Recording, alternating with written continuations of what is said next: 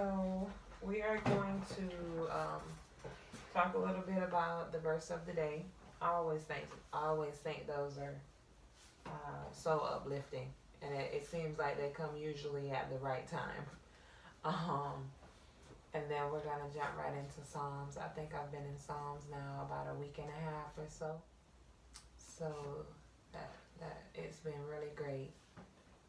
So encouraging, so strengthening, and just more confirmation. More, it's so many things are there just to make you just be eager and hunger for God more. So that's I'm really falling in love with Psalms, because you need that. You need that positive energy. You kind of need that. Uh, What word you looking for? that gravity force. So, because it can get tough. It really can get tough to stay focused, and sometimes you get like, oh, I don't feel like reading the Bible today, or I don't feel like praying today. But this definitely keeps you on the edge of your seat. And I recently told them to think about God talking directly to you.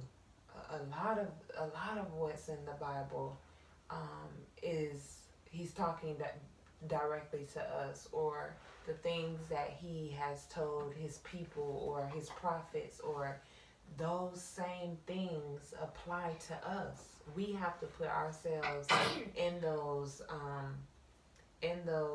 he's, or I will do, or those yous, I will do for you. If you're obedient, you will be blessed, and your enemies will be your footstool. And don't fear anything but me. All those things is, you want to put yourself there because He's talking to you.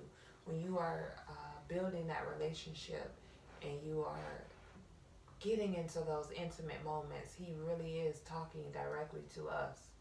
So that is just it's love. It's love. God is love. The Word is God. It's love.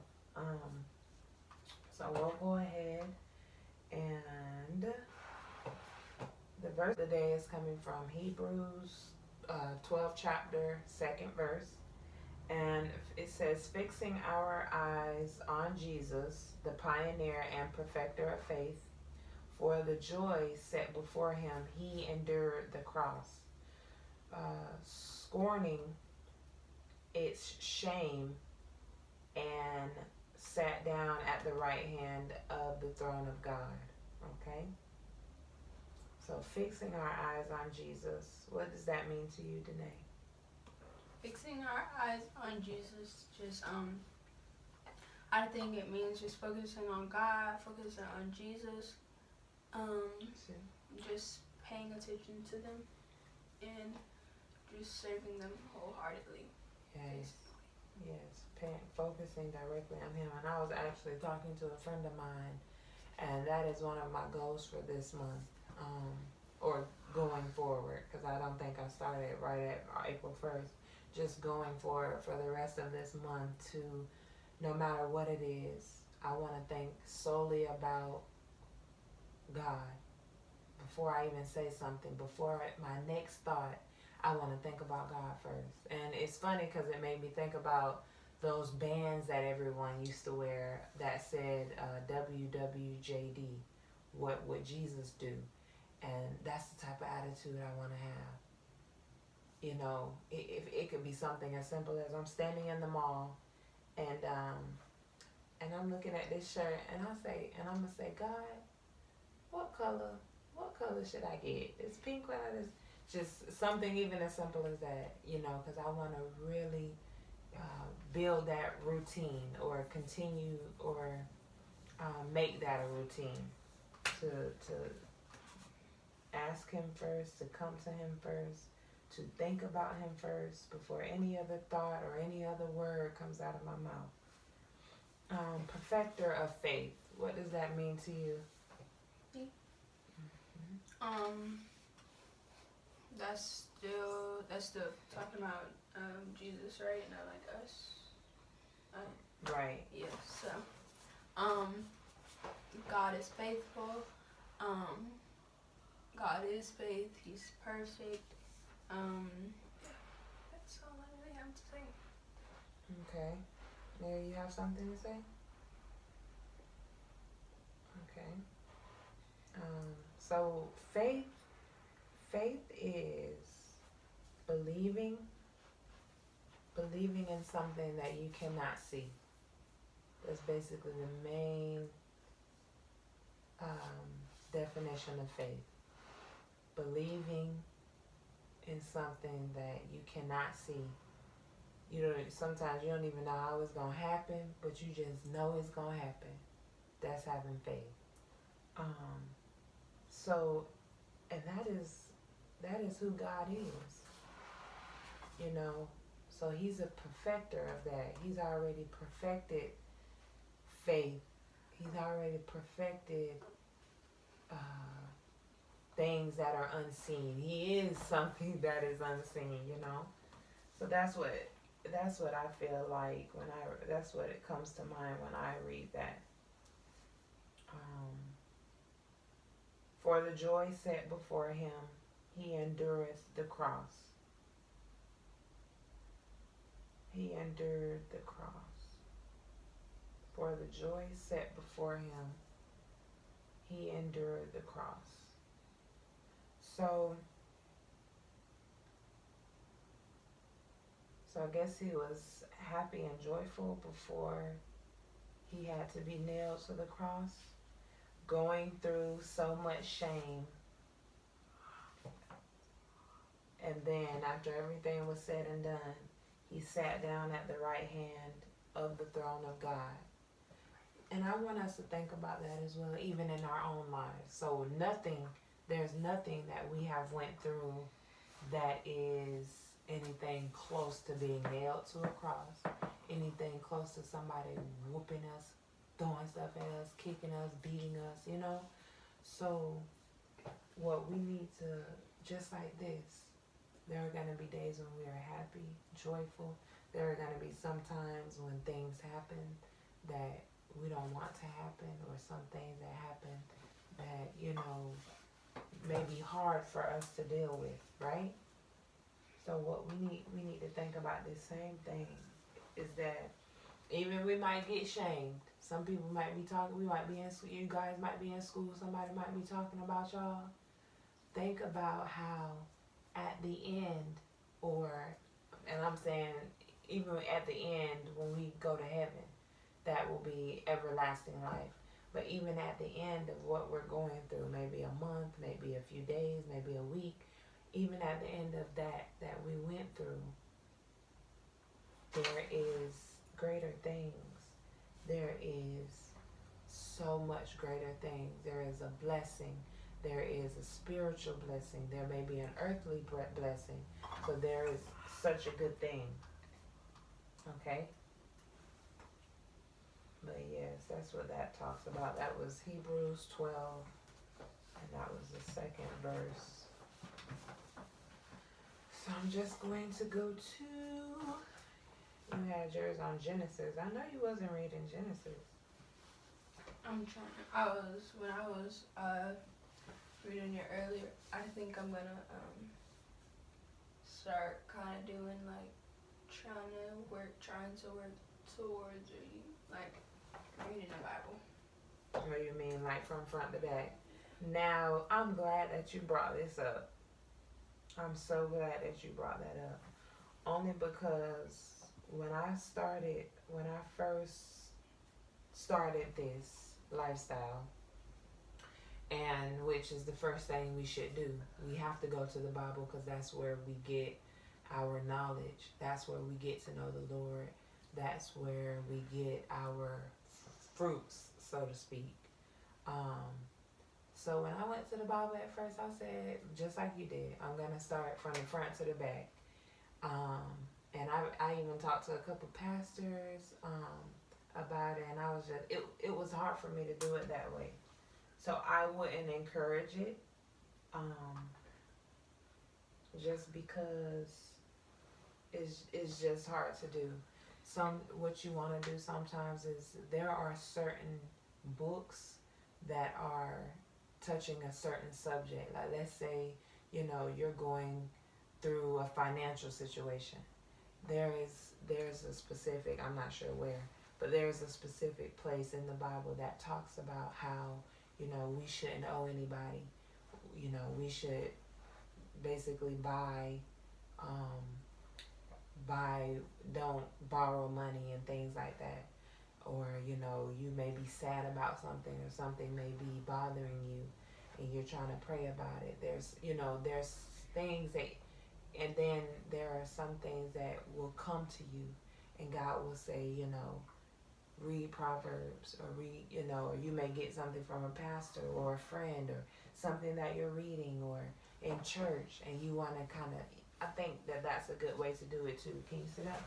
That's a good way to do it as well. Can you sit up, Neri?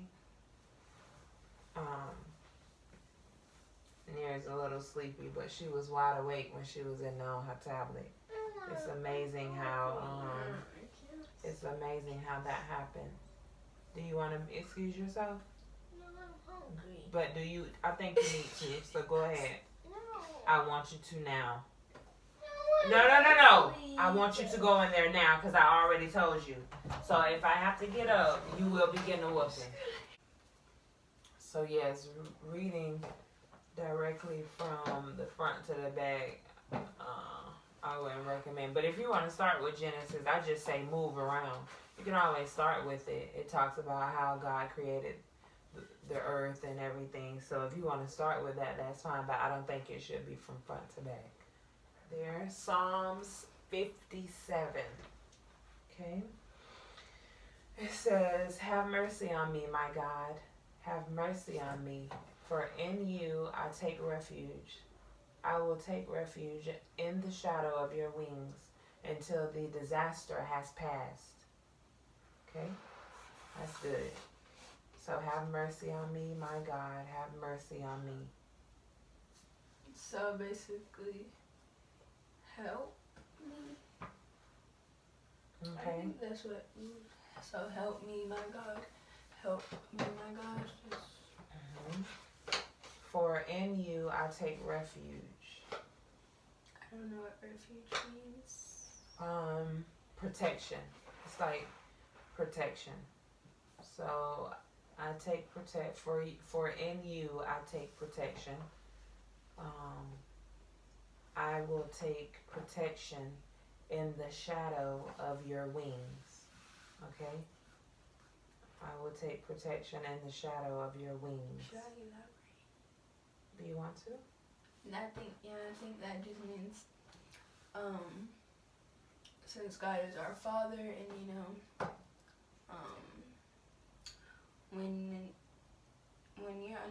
when a bird, like a baby bird, and then like a dad bird or a mom bird, they're protecting their young by keeping them close and protecting them, and that's kind of what God's doing with us. We want him to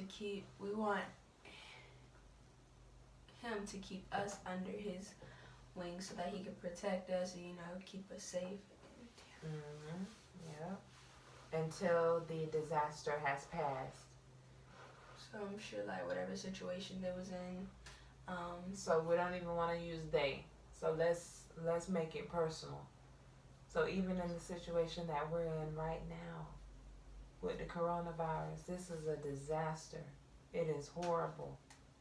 So even in this, when this passes, we need to look for God, look to God for our protection, for our strength, for our shelter until this disaster passes. Okay? I cry out to God Most High, to God who vindicates me.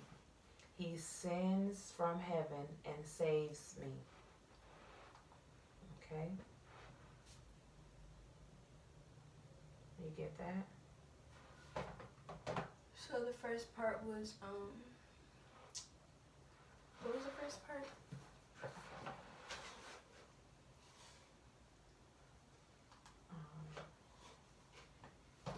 Sorry. cry out to God Most High, to God who vindicates me. He sends from heaven and saves me. So I cry out to God Most High. that just means we're crying out to God. He's the Most Highest. We're crying out to Him about what you say Just About- keep reading. about something we want, we need, or even just talking to Him about what we have going on. Yeah, to God who vindicates me. I didn't know what vindicates me. Vindicates me. He does not blame us. He he doesn't blame us for anything. That he sees us as being innocent. And he sends from heaven and saves me, rebuking those who hotly pursue me. God sends forth his love and his faithfulness.